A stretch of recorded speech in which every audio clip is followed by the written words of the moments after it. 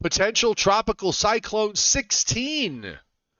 And it is not only looking like it would become a subtropical storm, but it may go all the way and become a tropical storm before this is all said and done. Tropical storm warnings are up from the North Carolina coast to the Maryland eastern shore. And this system, it's very complex, and it will have implications for weather further north up the coast. So we're going to talk about that and try to put some sense into all of this because it's convoluted. But we will unconvolute it, if there's such a word.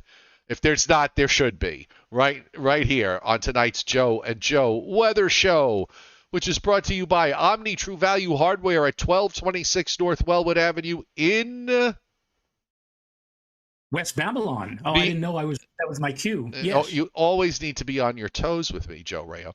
Yeah. In West Babylon, New York, in Southwest Suffolk County. Serving the entire New York, New Jersey, Connecticut area. Tri-state area.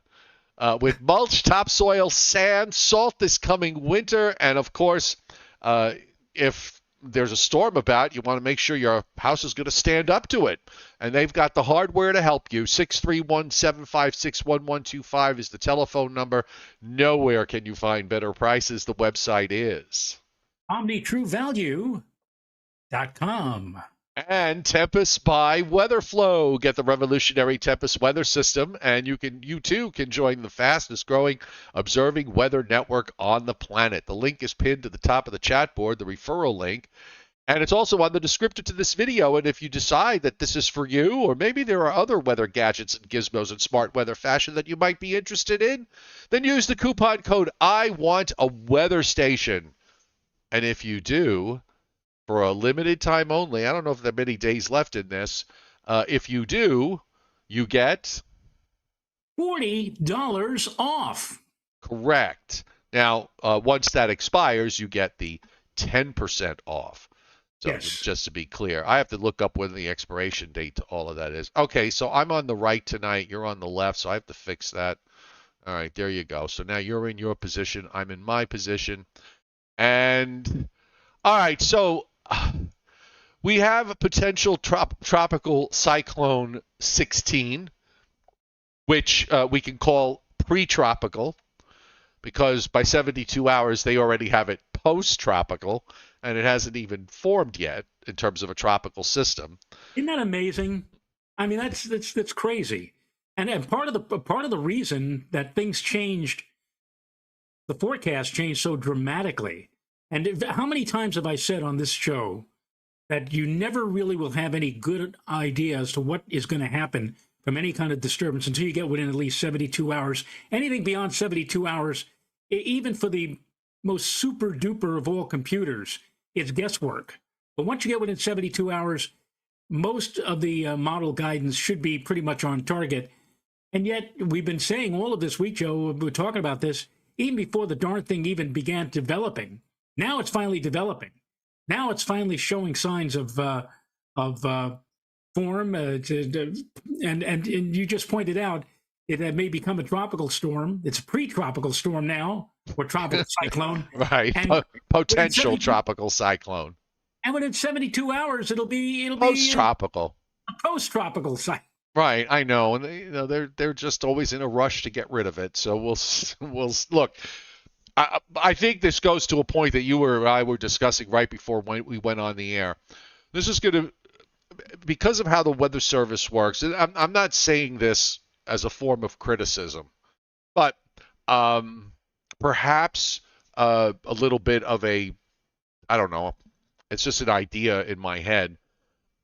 So I get they talked about this in the 11 o'clock discussion this morning about the fact that you're going to have the tropical storm. If you look at it, why don't I just bring this up so everybody can see on the satellite loop? Because that really just, pretty much tells the story with all of this that's going on right now. I mean, if you look at it on the satellite, there's not really a whole lot of that's tropical at the moment. It's cold core, looks like a cold core system. However, there are things going on when the loop decides to go into motion after it's loaded all its frames. you'll notice that there's an arcing of the convection that is coming around on the west side. If you look closely, there actually is a low-level center that's sort of spiraling in there. So eventually, if the models are correct, and most of them still are pointing to the idea that this will become at the very least a subtropical cyclone and get a name, and it may even go full-fledged totally tropical. Now, when that happens, the tropical part of this mess that you see is going to pretty much separate. The northern stuff is going to move as its own entity and move up the coast. So from the technical standpoint, meteorologically, You have whatever. to really get technical. What? I'm sorry. What? I said you're really confusing me. Do you really have to get technical now? Right. No. But from the the checking of the boxes that they do, they're going to say, okay, the stuff that's going on.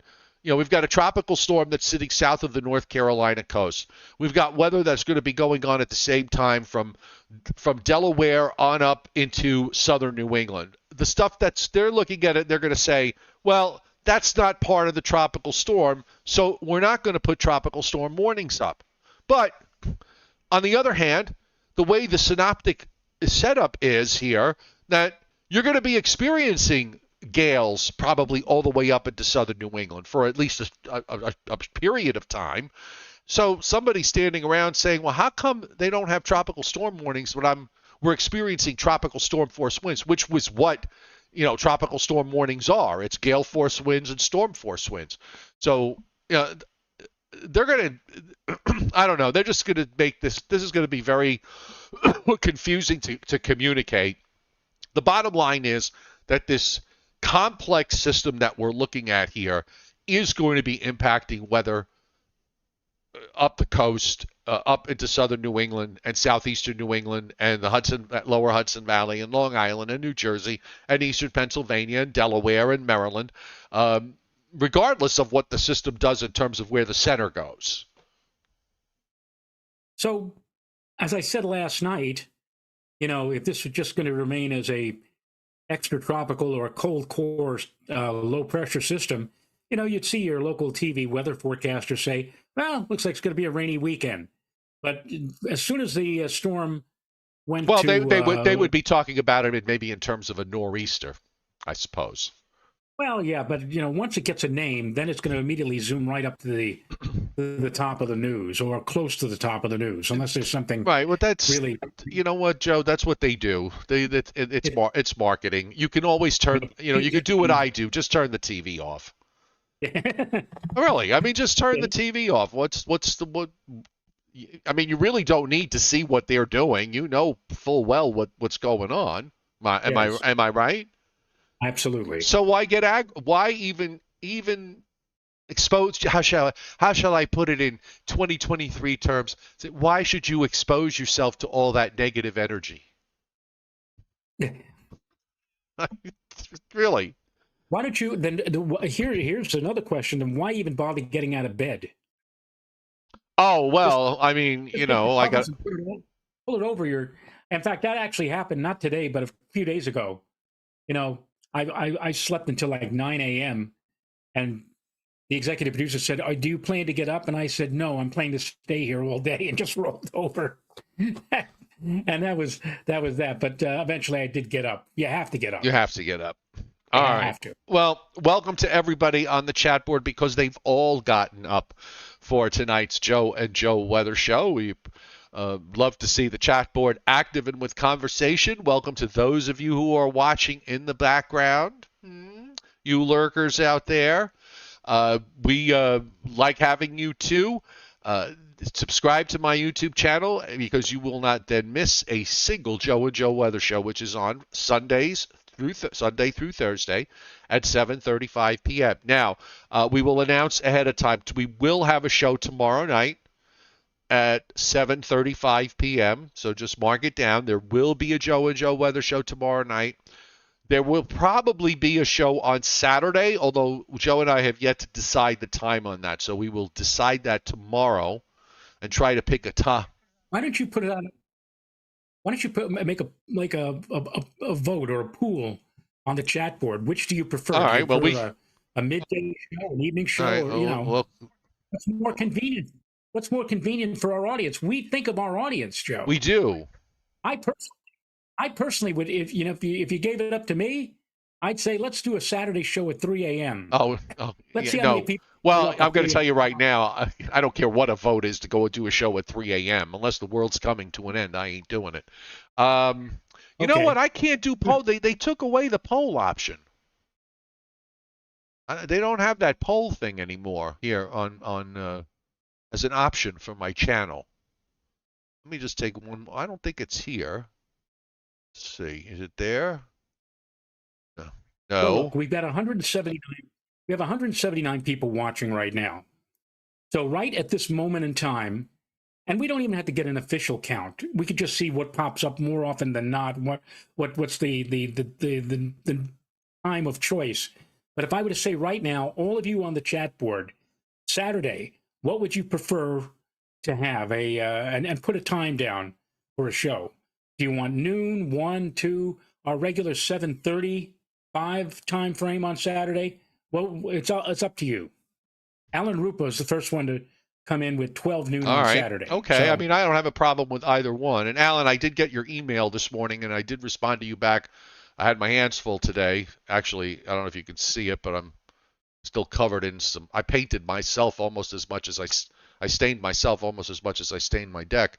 But there, I did get your message, so I will respond to you right after we're done here. Okay. So, all right, guys, you decide, on the board if you want to, figure out whether you want us on a midday or if you want us in the evening. I think those are two good choices. So let's see what the folks on the chat board want. All right. In the meantime, let us now join hands and let's see what the Hurricane Center is doing with this at the moment, in case you missed it. They started putting the potential tropical cyclone advisories out at 11 this morning. And all right, I'm just waiting for the Hurricane Center page to load here, which it should do momentarily. Oh, good God. Round and round. I think we're frozen. Are we? No, we're good. Well, I'm frozen and I'm frozen on the screen here. Then refresh your screen. Well, don't refresh your Zoom screen. No, I'm working fine here. Okay, finally Okay. I got what I wanted to come up on the screen. Okay, very good. So let's take a look at this. This is the Hurricane Center. They're putting out advisories and they're putting out points. We don't have a name yet. O is Ophelia, correct? Joe, O is Yes. Ophelia. All right. So there you have it. This is what the Hurricane Center is thinking about this. And at 5 p.m., there should be an 8 o'clock advisory coming out because we do have tropical storm warnings up for pretty much all of the coast of North Carolina except the extreme south part of it, southwest of Wilmington, I guess. Tropical storm warnings extending from there northward up through coastal Virginia into Chesapeake Bay, and then down and around the Delmarva Peninsula to just about the Delaware-Maryland state line. So that includes the Maryland Eastern Shore. They do have gale warnings and gale watches up for the coastal waters further north, but they probably won't do much with those until we get to tomorrow. Or I'm going to be curious to see how the Hurricane Center resolves this. I kind of hope, Joe, that they just treat this all as one entity because it'll just be easier. If they're going to do this, if there's going to be gales all the way up into southern New England, just go ahead and put the tropical storm warning up all the way up. What difference does it make if it's that or starting to fool around with high wind, wind advisories and gale warnings and all that, right? The gales, just do it. It makes life simpler. But you can see the track here bending back northwestward. They have it as becoming a subtropical storm during the overnight, and then sometime late Friday or Friday night, it becomes a full-fledged tropical storm. and then making landfall somewhere in eastern North Carolina, tracking northward just inland of the coast, probably near or just west of Richmond. Then they have it as a post-tropical depression in Chesapeake Bay, and then sitting right on the New Jersey coast on by 2 p.m. Monday. So that's what the Hurricane Center thinks about all of this. And again, the structure here, I'm going to switch off and see. I'm just going to go to the regular one. Maybe that'll has less data for it to load on the loop. But you definitely could see there's a low-level swirl here, and you definitely could see it's still non-tropical. And also, the weather in the Northeast was great today. Oh, it was fabulous again. Well, if you're a connoisseur of the skies like yours truly, yesterday was a perfect 10, but today, well, maybe it was more like an 8 or 8.5 because there were some high clouds in the sky from time to time. I mean, if you want something perfect, you want a perfect sky. We did not have that, but still turned out to be glorious with lots of sunshine, low humidity, and just a very, very nice day overall. Yes, and we should be able to squeeze out a decent day tomorrow, although there probably will start to see some clouds come in, I would think, later on in the day.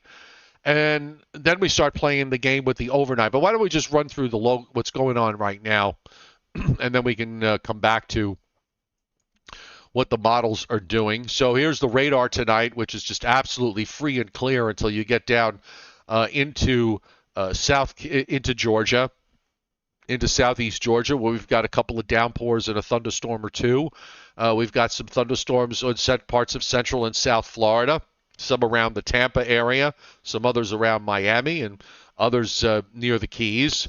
You can see the showers that are already offshore east of the South Carolina, Georgia coast, and most of those are just sort of rotating around the broad circulation that is out there. Meanwhile, we do have some showers and storms in and around the Great Lakes, some storms in northeastern Illinois approaching Chicago, some in southern Wisconsin, and they're rotating around an upper low that is moving through the plains, and we've got some thunderstorms and some severe thunderstorm warnings that are popping up, and a few flash flood warnings popping up there. Another cluster down in southeast Oklahoma and northeast Texas, and some showery rains with an upper feature in the northwest. And you can see there's counterclockwise turning here with showers from Nevada and Utah turning up into Wyoming and then turning back across Montana and into southeastern Washington and into north central Oregon. The Storm Prediction Center, Joe, kind of interesting in the east as they're now sort of recognizing what's going on. So we'll get to that in a second. But tonight, it's a slight risk in Nebraska and West Kansas, northwest Kansas, slight risk in southeast Oklahoma, and northeast Texas, parts of north central Texas under a slight risk.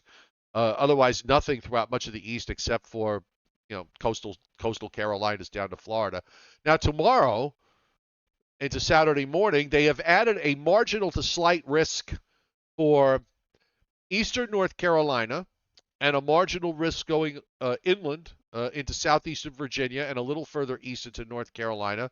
And that does come, by the way, with a 2 to 5% tornado risk with this, which is not a surprise. If this thing is going to become tropical and take the track that it's taking, it's possible that we could see a few things spin up over there in eastern North Carolina.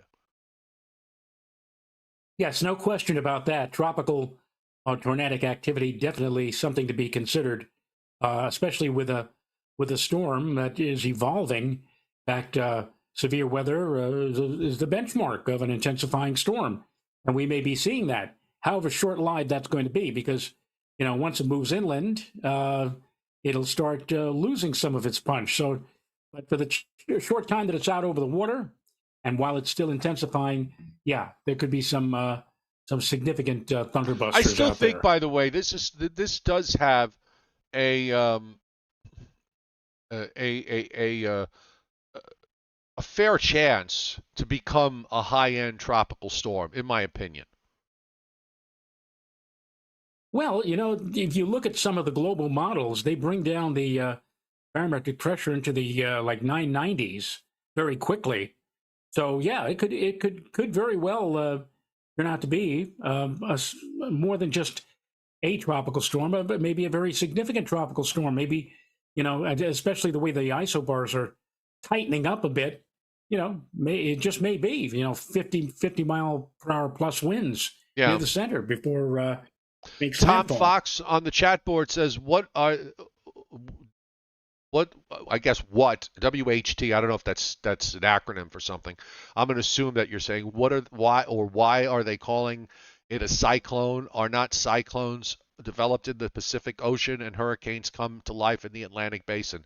All right, Tom. Just so you're clear, uh, pretty much anything that's organized with a counterclockwise circulation with a counterclockwise circulation can be referred to as a cyclone. A tornado is a cyclone. A hurricane is a cyclone. A typhoon is a cyclone. Tropical storm is a cyclone. Okay? Uh, so a low pressure system in the wintertime is a cyclone. It's a cold core, but it's a cyclone. I know they think they call them cyclones in the Pacific, in the South Pacific, around Australia. Am I correct on that? Yeah, We're well, kind of getting lost I in, think I, this is all sort of, sort of doesn't really mean very much. next but the next time you watch The Wizard of Oz, and the house gets sucked into the tornado or whatever, and she looks out the window, she says to Toto, "We're right in the center of the cyclone."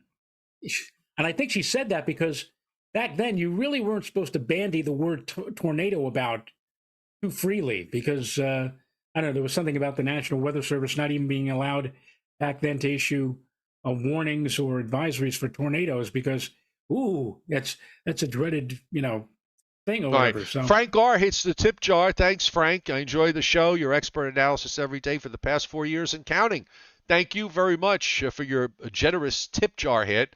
And I think we had two other ones that I might have missed. David Fuller and Frank Scalera. So I got those two. Both of you hitting super chat tonight. Thank you so much. And I think there's one more. Oh, so Frank Scalera is there. David Fuller is there. Uh, I think we got all of them, Joe. no, I think not. I think there's one more somewhere. I'm looking. I'm looking. All right, because the ones I mentioned, I'm still short. Okay, in terms of the total. So, all right. Whoever that other super chat is, we thank you too. And here's Saturday, Joe. The SPC's got general thunderstorm risk now, just about to the south shore of Long Island, and they've got marginal risk in the Delmarva Peninsula down to southeastern Virginia and North Carolina. I think we might nudge that up a little bit further to the north in terms of the general thunderstorm chances. This is for Saturday into Sunday morning. I think there's enough going on that somebody might get a rumble or two with thunder. Well, I don't know. I think it's going to be pretty darn cool with an east northeasterly wind. Temperatures on Saturday, Joe, I think may have a tough time breaking the low No, 60s. certainly while it's raining, I agree with you on that. But with the dynamics going on and the upper low and all the rest of it, it's and who knows with this tropical system how long it's going to hang on. What if it's if you look at some of the models actually keep it fairly strong even when it gets into Chesapeake Bay, and weaken it a lot slower than the Hurricane Center is. So what if that's the case? Then maybe there might be a little convection in there somewhere. Well, it doesn't really change in terms of what the outcome of the forecast is. I will point out though, Joe, WPC for this is for Saturday morning into Sunday morning has now put a slight risk, which is a 15 to 40% chance of localized flash flooding up to southern Connecticut, southernmost Rhode Island, and southeastern Massachusetts, all of Long Island, just about all of New Jersey in slight risk except the Northwest, southeast and south central Pennsylvania, Maryland, except western Maryland, they're in a marginal risk, Delaware, the eastern half of Virginia, and northeastern North Carolina now, all in a slight risk for flash flooding. So they're kind of looking at this and I guess thinking, The rain here, and here's another issue with all of this in terms of the rainfall. Yeah, the rainfall amounts, the WPC's kind of nudged it up. This is not just what happens on Saturday, but we're probably going to have some rain to deal with on Sunday and maybe even into Monday, depending on how long this thing takes to get out of the way and how it tracks. It may not be necessarily be heavy rain for later Sunday and Monday, but I think when you add it up all together, they're going for 2.5 inches plus for much of eastern Pennsylvania, New Jersey, Long Island, Connecticut, western Connecticut anyway, and the lower Hudson Valley. And they've got the 1.5 inch line going all the way up to Albany. And as far as southeast Virginia, eastern North Carolina, they're talking about they've got 5 inches or more there out of all of this. Yeah, this is such a really tough. It's a tough forecast. I mean, it just is a very tough forecast of trying to figure out all the pieces here. Exactly, exactly. And there were some forecasters locally here yesterday, or especially the day before yesterday, who were taking the European literally at face value, and also to a degree the GFS, and saying, well, if you're along the coast, you'll be getting all that heavy rain, but if you're further north and west, you may not see much of anything. And I was like, what? Well, this is Excuse another me? example. The GFS has been a bit north, more northwest through all of this. And there was one run of the European either yesterday, I don't know if it was, I think it was the 12Z, maybe it was the 0Z, where it gave no rain at all to, the zero line was basically right at New York City, had nothing north and west of the coast because it had a track that was, the track of this, the European had was more of a frontal low and just kind of wanted to keep it offshore and not really do much of anything with it. I don't know, European's been having a lot of trouble lately, especially with these tropical systems. So it's today's the overnight run last night was very bullish with rainfall. It had 3 to 4 inch amounts all over the place. The day run kind of backed off a bit on that, but it still has 2 to 3 inch rainfalls in this same general area. I guess that's a fair assessment at this stage in terms of what we're forecasting. Uh, I don't know if this is going to wind up being a situation where somebody's going to wind up getting double that, but I don't think so.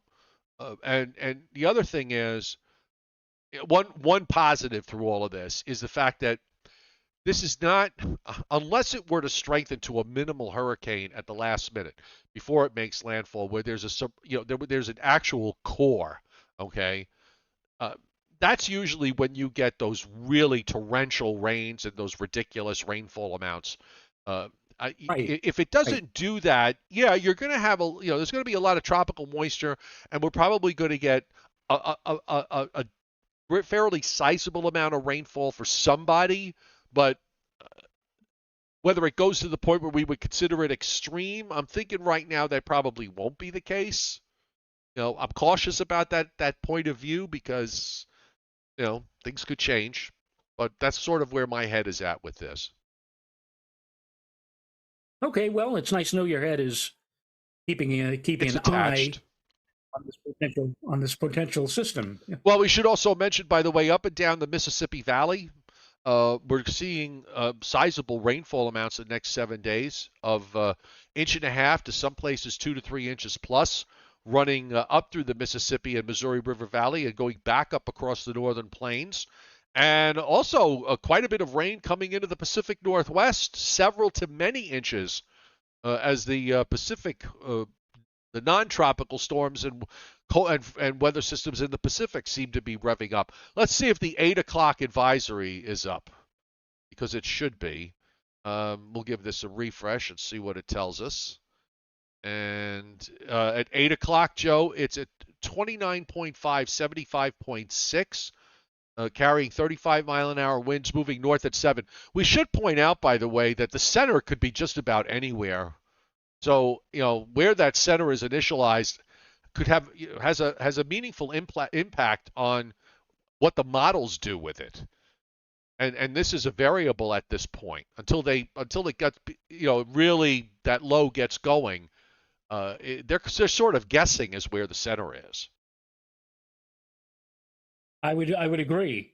And in fact, one of the I think it was the noontime advisory even said that this is the position was sheer guesswork as to where exactly it was and where it was exactly Yep. going. All right, let's see if the new European is out. By the way, we got 105 likes and we didn't even have to ask. So thank you for hitting the like button. If you haven't done so already and you like the Joe and Joe Weather Show, by all means, please hit the like button. All right, so the new European is out far enough where we can figure out what it's doing. But before I'm going to change the parameter here. Where is it? Let's go to precip type and let's get the wider map view. Things are loading slowly on my end, folks. I apologize for that, but this is the world. Hey, but at least you have that, Joe, because again, those of us who have tropical tidbits are still waiting on just seeing the first Right. frame of the 90-hour, the intermediate. At least you've got something to And show. these maps, by the way, courtesy of Pivotal Weather. Pivotal Weather. Okay, I got a license from Pivotal Weather to do this and to show this. So here it is. So let's see what it does. We are now at 11 a.m. Friday. The low is coming into the picture. It's a 998 low, and it's at 32.2 and 76.8. Rain into the southern part of the Delmarva Peninsula by 5 o'clock tomorrow evening. By 10 o'clock tomorrow night, rain is in southern New Jersey. Interesting. And the center actually doesn't move very much, Joe. It's at 32.7 and 77. So it actually moves a little bit to the west, straight west. So this is at 11 p.m. So let's go to 2 a.m. And that darker green now into central New Jersey. The yellow echoes, the stronger echoes over the Delmarva Peninsula and in eastern North Carolina. The lows at 993.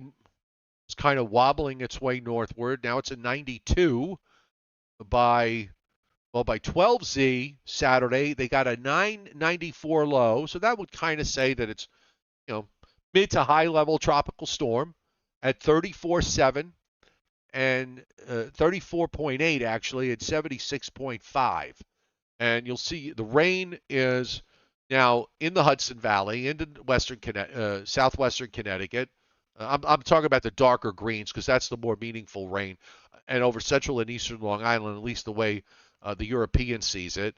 And then as we go further north, this is at 11 a.m., 2 p.m. You see the broken heavy echoes are mainly east of New York City, over central and eastern Long Island and southeastern New England, and also wrapping around the center from the Delmarva Peninsula into Virginia and North Carolina. The low is moved pretty much straight north at this point. Then at 21Z, we're a 997 low in southeastern Virginia. And after that, we go into Sunday morning at 2 a.m. It's starting to weaken, but there's a band of heavier rain moving across New Jersey. There's like a narrow band there that's lifting up. You see that? That's at 6Z, so that's at 2 a.m. And 5 a.m. that's over New. You're 12 hours. You're 12 hours ahead of me. I'm still looking at 2 o'clock p.m. Saturday afternoon. The map will catch up. And yeah, let's roll along. Still in Chesapeake Bay, and this is as far as it goes. I have out through 66 hours. There's some spotty light rain at 8 a.m. on Sunday. There's some heavier echoes that are being indicated from western Connecticut up to about, maybe to just south of Albany, and then going back to about Binghamton. Then there's a gap, and then you've got some more, precip down in south central PA. It's kind of comes in clusters the way the Europeans got this. All right, so let's look at 60. Now we're at to 69 hours. I can go one more. So it's at the very top of Chesapeake Bay, and it's got mostly light rain around. All right, let's look at the wind. because that, you know, there should be a fairly decent gradient here on Saturday. So let's see what the latest run does. The day run, Joe, had 50 to 55 mile an hour wind gusts from Sandy Hook down into south coastal New Jersey and offshore. Actually, offshore it had 65 knot wind gusts on the European, and had 40 to 50 just offshore of Long Island. That's pretty good. I wouldn't take it. I wouldn't take the catamaran out on this weekend. That's for No, sure. no, well, the yacht in your case, right? Am I right about that? The yacht? Uh, it depends which one, the yacht or the one with the two helicopters. Nice. All right, let's get the 6 hour max wind gusts. I think that ought to be interesting. Let's see what that does. All right, I'm sorry again. I apologize. The maps are loading slowly tonight. It only figures that there's something going on. There's probably a combination of some issues on my end, internet-wise, and also probably people all going in at the same time to view this. So you know what? We'll let this load. Let's go back. I want to go back to the GFS. We'll bring up the upper air, see what that how this is all playing out in the upper atmosphere. I just want to point out. I just want to point out again that the Hurricane Center and local National Weather Service forecast offices are probably looking at this and saying we ought to just prepare for the worst and hope for the best. Even though, Joe, as I pointed out to you off air, that both the global models, the GFS and the European, they seem to be punching that warm air advection, heavy moisture, toward us and off to the east of the immediate New York area, maybe touching Long Island and portions of Connecticut. Then there's actually, looks like there's going to be a bit of a lull later Saturday and Saturday night. And then as the actual system, the actual center of the storm, which may become Ophelia, gets a bit closer to us, it comes up into the Chesapeake Bay area, there may be yet a second shot of possible heavy weather. But really, from what I'm looking at, it doesn't look like, maybe more than 2 inches. And I should also point out, Joe, that I looked at the plumes just a little while ago there. This is based on the 15Z plume. And for White Plains, they've got like 1.3 inches, and for Poughkeepsie, 1 inch. And I would have thought that there would be a lot more based upon what we're being. But maybe it's CYA. Well, what about forecast. areas to the south though? What are they like? Long Island and Central Jersey, those areas. Well, I tried Long Island, and Long Island, Brentwood, for example, they had like 1.6, and even down towards South Jersey, like Atlantic City, they had like 2.2, 2.3. That way down from what you would anticipate for a tropical system like this. Now, what I'm saying is, this still is going to be a significant rain event, no question about that. But what I'm saying is that I've seen numbers so far being quoted 2 to 4, maybe even 3 to 5 inches. I would not push those numbers right now. I just would not push those those high end numbers right now. That's not. I'd wait. This is not one of those situations where you could say it with confidence 48 hours out that there's going to be a 4 or 5 inch rainfall. I would agree with you on that. I wouldn't be putting out those type of big numbers. No, well, we'll see. It makes for an interesting. What was that? Was that the? Remember that movie Murdered by Death? That comedy, and I think one of the characters said, somebody's trying to kill us, and one of the guys said, yeah, should make for an interesting weekend. Exactly. All right, when we look at the upper air, so you can see the troughing that's off the southeast coast. That's a cold core upper low that is there, and it's actually pretty well defined. The tropical system is going to be in there somewhere, but the upper low sort of survives as its own entity. And if you just sort of look at how the upper air winds are off the east coast, you're dealing with it's pretty much a southeast wind in the upper atmosphere around that upper low, which is feeding the moisture as far north as it is. And then the upper low crawls northward. It starts to weaken because there's a short wave in eastern Canada that's swinging around. So that sort of it sort of gets up somewhere into southern Pennsylvania, southern New Jersey, and opens up, but the trough still lingers there on Sunday, and even on Monday, it's still there, right along the coast before it finally, we go to a northwest flow, and then Joe, it's a weird pattern because you've got, it's I don't know, would it constitute, I guess, if this is like looks like an omega block because you've got a big upper high north of Lake Superior. You've got two upper lows, one that's sitting probably between Nova Scotia and Newfoundland, and the other one is somewhere in the Gulf of Alaska. And there's troughing that's from Minnesota. Again, this is very similar to what we just went through. There's troughing from Minnesota southeast into the southeastern states, and it does actually make another cutoff low late next week in the southeast, which is a very interesting development. You could make an argument that we might be in the same place a week from now with another system that might try to form, but that's a long range thing here. I did not say anything last night, but I did see last night on some of the longer range maps that there is something supposedly that is going to come out of the tropics. Yeah, that's probably going to wind up recurving out. I'm just talking about whether we might have a similar setup late next week with another situation with a cutoff that forms in the southeast and maybe causes another coastal low with an inverted trough to develop off the southeast coast again. Not the tropical. If this is right with a big cutoff like the GFS has, anything that's out in the tropics is not going to make it here. It's just going to recurve. Well, we'll see. Sometimes, as I said, sometimes the atmosphere is like a hole or a hidden hole on your lawn. And once you think you got one system out, the next system just falls into the hole, and all of a sudden you've got the same pattern that you had a week or 10 days earlier. And that certainly looks like what you're implying, Joe, for the very beginning of October. All right, so let's look at. So I've got the wind. This is, Saturday at 2 a.m. It's already gusting into the 30-mile-an-hour range. Saturday at 2 a.m. along the New Jersey coast. Let's move it along. So at 8 a.m. Saturday, Long Branch 42, Toms River 40. Vineland 36. These are wind gusts. Philadelphia 32. That's pretty impressive that far inland. 32 at Trenton, 25 at Brentwood. Then let's move to 48 hours. So this is at 2 p.m.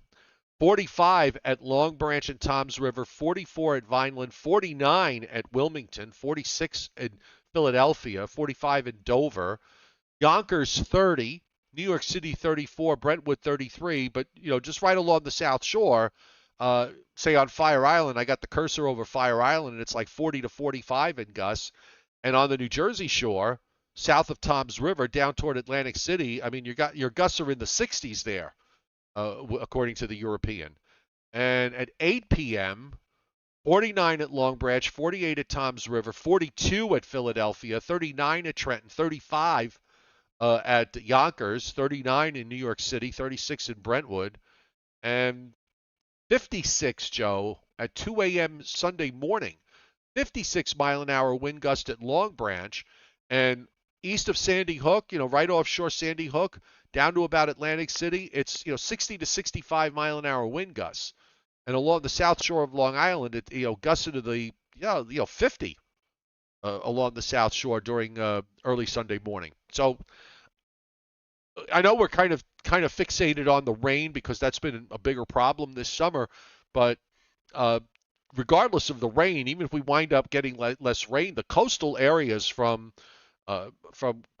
certainly Maryland and Delaware northeastward to the South Shore, even the North Shore of Long Island, in Long Island Sound, some gusts into the 50s, and then all the way into southeastern New England, some areas are going to get some pretty decent wind out of this.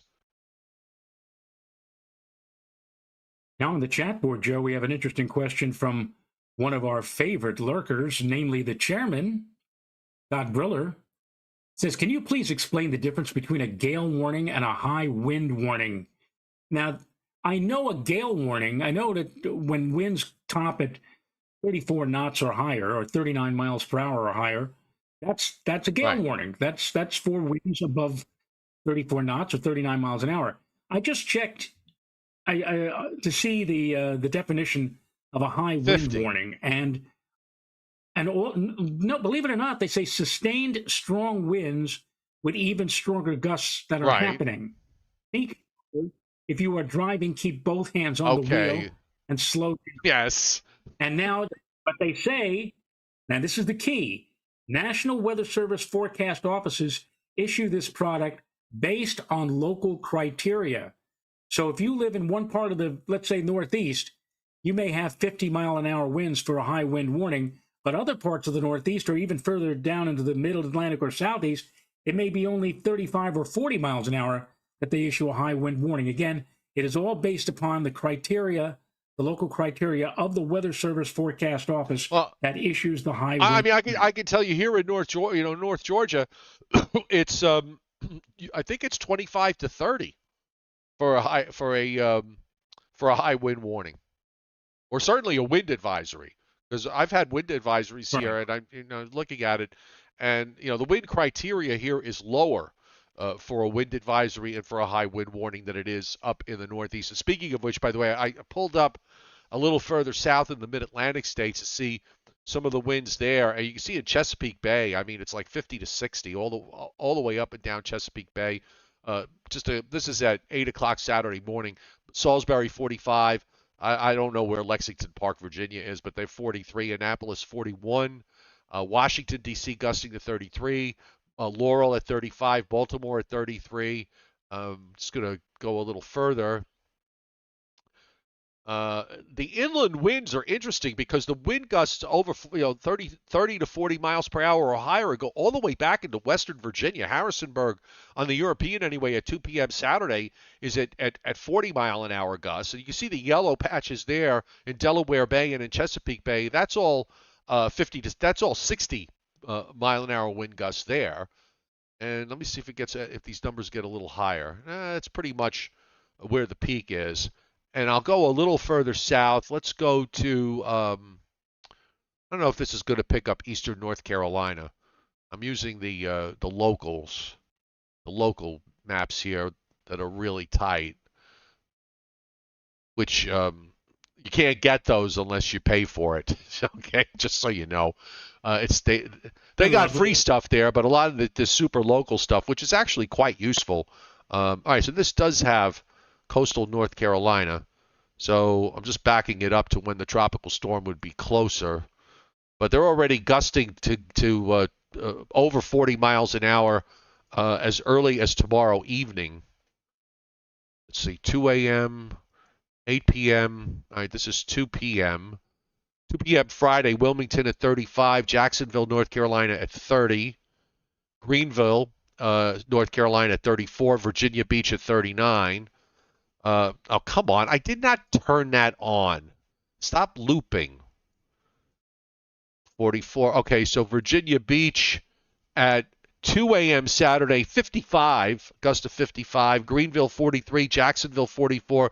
Wilmington, 47. And it's still gusting to 50 miles an hour or more at 8 o'clock in the morning at Virginia Beach. And then the numbers start to tail off a little bit, although they're still pretty high in easternmost North Carolina. And then they start to lift on out to the northeast. I don't think we learned anything new here from the standpoint of rainfall. We're going to get what we're going to get, and I think it'll probably be when we add everything up from Saturday through Sunday night. It's probably going to be in the neighborhood of 2 to maybe 2.5. Some places maybe 3. Some places may wind up with less, especially as you go further north and west. But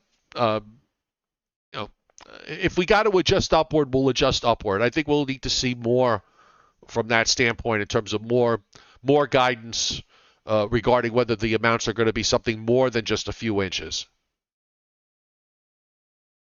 Well, we'll see. That's all. Notice I say that a lot lately. Yes, we'll see. It's okay to make a commitment, Joe.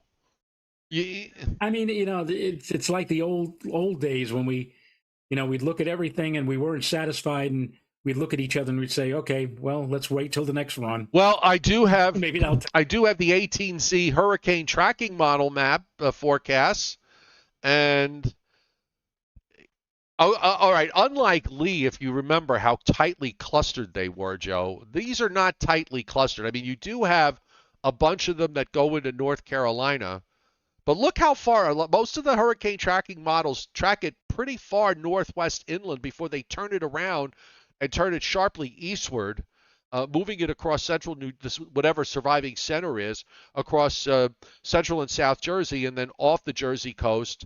Now, if it's going to take 5 days to get through all of this, today's Thursday, so we're talking, what, Friday, Saturday, Sunday, Monday, Tuesday morning, you got some of these hurricane tracking models that have the surviving low center is sitting somewhere off the south shore of Long Island. That's I like the one. I like the one that's taking it all the way up to northern Indiana. I know. Yeah, that is a bizarre. That's one of the bizarre ones. The other one is the one that turns it northward through central Virginia, then turns it sharply west across northern West Virginia, and then it goes southwest into Kentucky. Right. Yeah, I mean there are a few weird ones in here. There's two of them that take it up to Buffalo, between Buffalo and Syracuse, into Lake Ontario. I think if we discount those odd ones, the other ones we can sort of split the difference and just, the ones that are a little closer together. But there's still a bit of a wide spread. So that, I'm going to be curious. One of the things I'm going to be really curious about is while it's interacting with this upper low, how fast will it weaken, or is it going to weaken slowly, or is it going to is it going to be some sort of hybrid situation where it's not quite completely tropical and it's responding to the cold core, as we call it, the baroclinic forces that might cause it to strengthen, but perhaps maybe it strengthens a bit more than advertised because of those baroclinic effects. I love on the chat board, Joe. You'll love this especially. Charles Gall.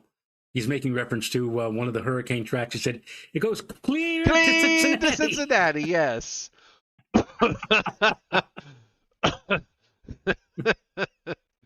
We haven't. My guess is looking at just the upper low and how the upper low just seemingly almost completely disappears by the time this thing moves inland over North Carolina. It just opens up and it's gone. And maybe that'll be the case. This thing will really rev up, but once it hits land, well, Lord only knows what it's going to do after it moves inland over from the outer banks of North Carolina. What's it going to do? Where's it going to go? So many questions, and not enough time tonight to answer all of them. Which is why we're coming back tomorrow night to continue the discussion at 7:35. Oh, that was clever. That was clever, Joe. I have to give it to you. That was a clever way of transitioning. By the way, the chairman did also, with this question, he also hit super chat, I think. Yes, he did. Thank you, Mr. Scott. Most appreciated. Now I'm trying to, I just went to load Messenger because that's where Scott sends his questions. So I go to load it. I get this message said, some of your chats may not load. Oh, I'm having just a religious experience. Couldn't load all end-to-end encrypted chats. All right. There it is. I see. Mr. Scott's did load. So we do have a Briller Jeopardy. I just have to wait for it to come on the screen, which it just has. So here we go. We're going to do average highs for these cities in the month of September, Joe. We have 5 of them. Okay. You know what? I forgot to tell you before we start that. Guess who's on? Guess what's on tonight on Turner Classic Movies? It started at 8:00. The Birds. I saw that with Dennis Cassia made the reference to that. So we'll get a chance to enjoy. We'll be able to thrill to Mrs. Bundy along about 9:30, I guess. Whenever right? we want to thrill with Mrs. Bundy, I have her here somewhere. Where'd she go? I've had Mrs. Bundy on here for the longest time. I've got Carol Merrill. What's this one? Oh, there she is. Okay, so I'll put her over my face instead of yours. So for those of you who have never seen the birds, okay, Mrs. Bundy is the one wearing the fabulous hat, and there she is. She makes a guest appearance on the Joe and Joe Weather Show every once in a while. All right, are you ready, Mr. Rayo, for Briller Jeopardy? Yes, I All guess right, so I average am. highs, we'll start with Atlanta, and the chat board can play along. And by the way, thank you for the 142 likes tonight. Um, if you haven't hit the like button, hit it. Atlanta, Georgia. Atlanta, Georgia, Joe. For the month of September, the average high. About 84. And 84 is the correct answer. Yes, it Really? is. Yes, it is, Joe. You don't win anything, but you did hit it on the nose. So much for that. Let's go on to the next one. So everybody forget Atlanta. Okay, forget Atlanta. Let's start again. Boston. Boston. Boston. Boston. I will say 75. Oh, I had a pit on my stomach when you said the 7. I thought, oh, he's going to get this one too. You're not there yet. You didn't get it, Joe. So Boston. Let's see what numbers we have for Boston. All right, Tyler Fenga says 73. Christopher Alley 72. I assume these are Boston numbers now. David Fuller 65. Gerasimos Stasinos 76. I think you're a new name on the chat board. Or either that, I haven't seen you in a while. So, welcome. 76. Alan Rupus got 73. Sandy Blue Ocean has 73. And Patrick Darcy has 73. And David Fuller has 73. So, guess what the number is, Joe? 73? 73. Yes. Now, let's go. Are you ready? I'm going to, just so I know, so everybody knows. All right, I'm going to put it on the chat board. Charlotte, North Carolina is next. Charlotte, North Carolina. Charlotte, North Carolina. And they're a little elevated, too. I'll say 80. You'll say 80. Matt.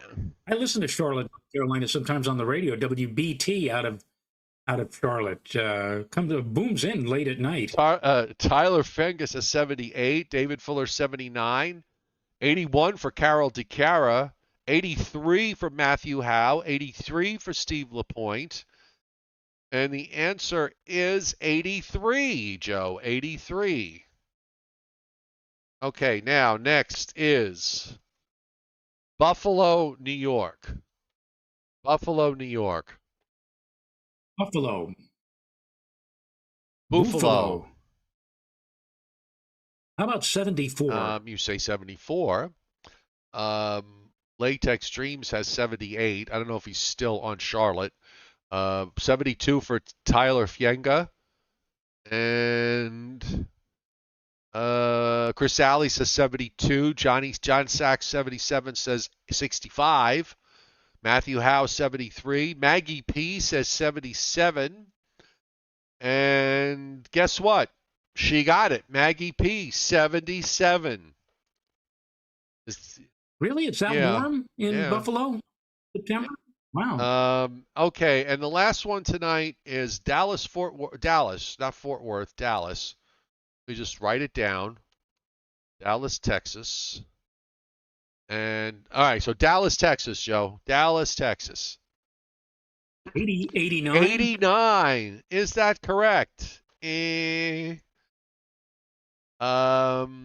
see. Dallas, Texas, folks. Dallas, Texas. David Fuller says 85. Christinapedia 82. Michael McGuire 87. Matthew Howe at 90. Gerasimos Stasinos 82. Josie 88. Anastasios Vilonikis. He was an usher at my wedding.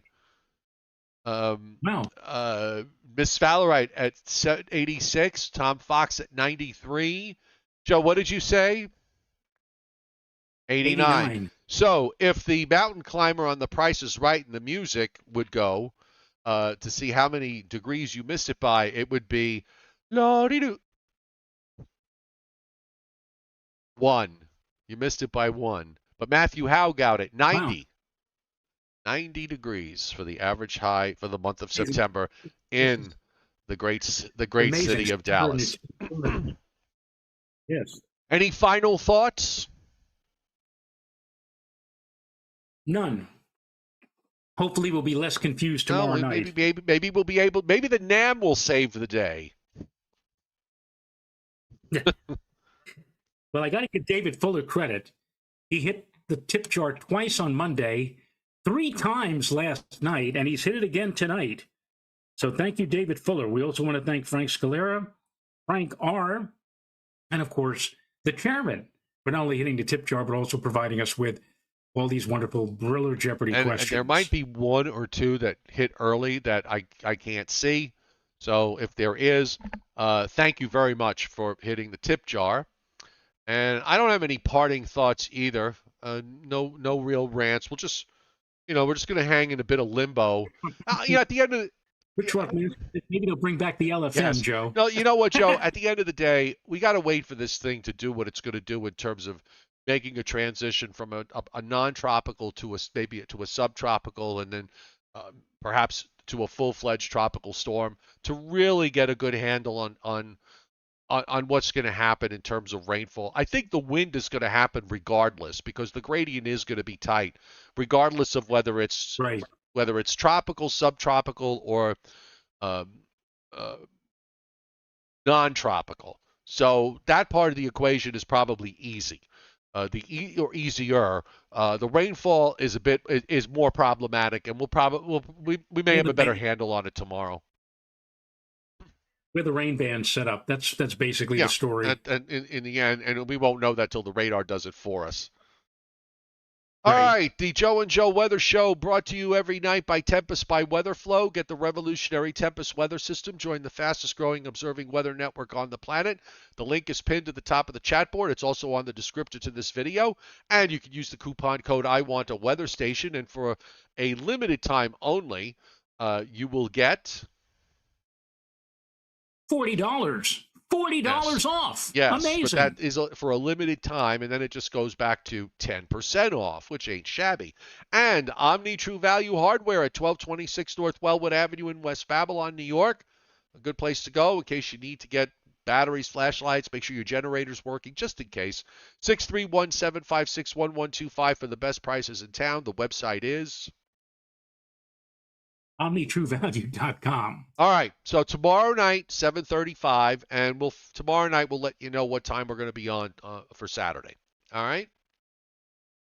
Yes, sir. Yeah, the Giants are on. Yeah, they're on Amazon Prime. So I guess maybe since I have Amazon Prime, I think I could go watch it. So see you mañana.